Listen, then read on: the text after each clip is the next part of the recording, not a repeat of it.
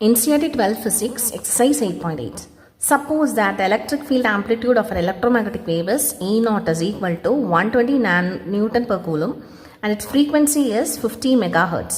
Determine B0, omega, K and lambda. Find the expression for E and B. சரி, இப்போ நல்லா பாருங்கள், நமக்கு என்ன கொஷின் கொடுத்துருக்காங்க, என்ன கேட்டிருக்காங்கன்னு பார்த்தா B0 கேட்டிருக்காங்க. B0க்கு நமக்கு ஃபார்முலா என்ன தெரியும், E0, அதாவது B0 is equal to E0 by C தெரியும். நமக்கு கிவன் ஆனது E0. ஸோ E0 கிவன் பார்த்தோம்னா E0 வந்து 120 நியூட்டன் பெர் கூலும் தெரியுது. ஃப்ரீக்வன்சி வந்து 50 மெகா ஹெர்ட்ஸ் தெரியுது. ஓகே, ஸோ நமக்கு டேரெக்டாக சப்ஸ்டியூட் பண்ணிக்கலாமா? 120 by 3 into 10 power of 8. சிக்கு வந்து 3 into 10 power of 8. ஸோ இது கேல்குலேட் பண்ணும்போது இது என்ன ஆகும், இட் இஸ் 40. ஸோ இது மேலே போச்சுன்னா 40 வந்து 10 power of -8 ஆகும். So 4 into 10 power of -7. 4 into 10 power of -7. B0 தானே. ஸோ B0ங்கிற போது என்ன வரும், இட் இஸ் டெஸ்லா.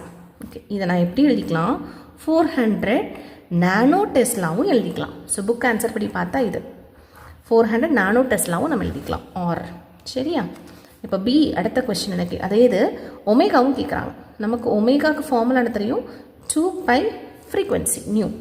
அப்போது 2 into 3.14 into ஃப்ரீக்வன்சி எவ்வளவு, 50 into 10 raised to 6 மெகானா 10 power 6. இப்போ 2 into 50 வந்து 100 ஆயிருமா?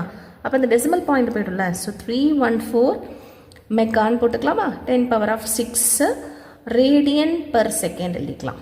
314 மெகா ரேடியன் பர் செகண்ட் எழுதிக்கலாம். அப்படி இல்லைனா ஸ்டாண்டர்டாக எழுதணும்னா 3.14 into 10 raised to 10 power of 8 radian per second. அடுத்தது என்ன கேட்குறாங்க, கே கேட்குறாங்க. ஸோ கேக்கு நமக்கு ஃபார்முலா தெரியும், wave number K is equal to 2 pi by lambda. But lambda தெரியாது. அப்போ லாம்டா ஃபஸ்ட்டு கண்டுபிடிக்கணும். இப்போ லாம்டாக்கு ஃபார்முலா நமக்கு என்ன தெரியும், C is equal to nu lambda. அப்போ lambda is equal to C by nu. So 3 into 10 power of 8. நமக்கு frequency என்னது கொஸ்டினுக்கு ஏற்றபடி இட் இஸ் 50 மெகா ஹெர்ட்ஸ். அப்போ 50 into 10 power of 6. ஸோ இதை கேன்சல் பண்ணுறோம் அப்படின்னா நமக்கு என்ன வரும், இந்த 3/5 இது வந்து 30 into 10 power of 7 எழுதிக்கிறேன்.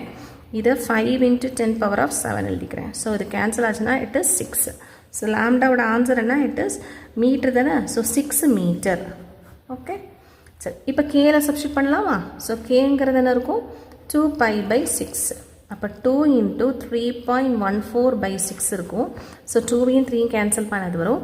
ஸோ 3 இங்கே கேன்சல் பண்ணால் 1.04 வரும். அப்போ தான் 12, 1.046. ஓகே, ஸோ கே வந்து 1.046. யூனிட் என்ன, பை லாம்டான் இருக்கு. ஸோ பெர் மீட்டர்னு வரும். பட் இது 2 பையால் மல்டிப்ளை பண்ணுறதுனால it is radian. So unit என்ன, radian per metre. So answer is this one. இப்போ பி கொஸ்டின் என்ன கேட்குறாங்க, find the expression for E and B கேட்குறாங்க. இப்போ நமக்கு ஈக்கு ஃபார்முலா என்ன தெரியும், E0 sin கே. இங்கே வந்து என்ன ஜெட்னா ஜெட்டுன்னு போடணும் கரெக்டாக. Zed minus omega t. இது வந்து எக்ஸ் இருந்துச்சுன்னா நமக்கு புக்கு படி. இப்போ ஒய்னா by is equal to B0 sin kz minus omega t. இது வந்து புக்கில் நமக்கு கொடுத்த எக்ஸ்பிரஷன் வைஸ் ஆன்சர் எழுதுகிறேன். அப்போது EX is equal to E0 answer நமக்கு தெரியும். எவ்வளவு கொஸ்டினில் கொடுத்துருக்காங்க, இட் இஸ் 120.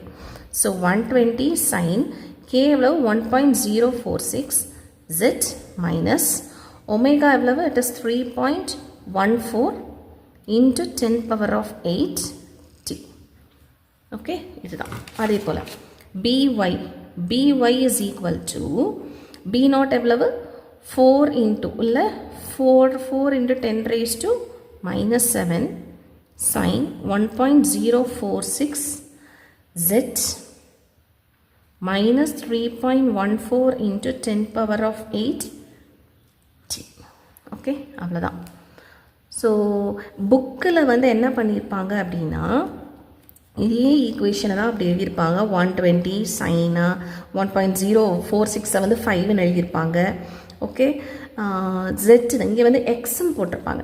இங்கே வந்து ஜெட்டு நம்ம எடுத்திருக்கோம் இல்லையா, இதே இது எக்ஸ் ஆக்சிஸில் இருக்கிற மாதிரியும். ஓகே, அதாவது இஎம் வேவ்ஸ் வந்து நமக்கு ஏற்றபடி இஎம் வேவ்ஸ் வந்து z ஆக்சிஸில் இருக்குது. ஓகே, எலக்ட்ரிக் வேவ்ஸ் வந்து x ஆக்சிஸில் இருக்குது. அடுத்து மேக்னெட்டிக் வேவ்ஸ் வந்து y ஆக்சிஸில் இருக்குது. இப்படி எழுதியிருக்கும். பட் ஆன்சர் கீழே எப்படி கொடுத்துருப்பாங்கன்னா ஆர் இஎம் வேவ்ஸ் வந்து அவங்க x ஆக்சிஸில் இருக்கணும். அப்போது E வந்து எங்கே இருக்கும் அப்படின்னாக்க y ஆக்சிஸ்லையும் B வந்து z ஆக்சிஸில் இருக்கிற மாதிரி எழுதியிருக்காங்க. ஓகே, ஸோ நீங்கள் எப்படி எழுதிக்கலாம். ஓகே, அப்போ நான் இங்கே ஈக்குவேஷன் எப்படி மாறும், இங்கே y ஆகும், இங்கே z ஆகும், இங்கே x வரும். அவ்வளோதான் டிஃப்ரென்ஸ். Okay, that's all.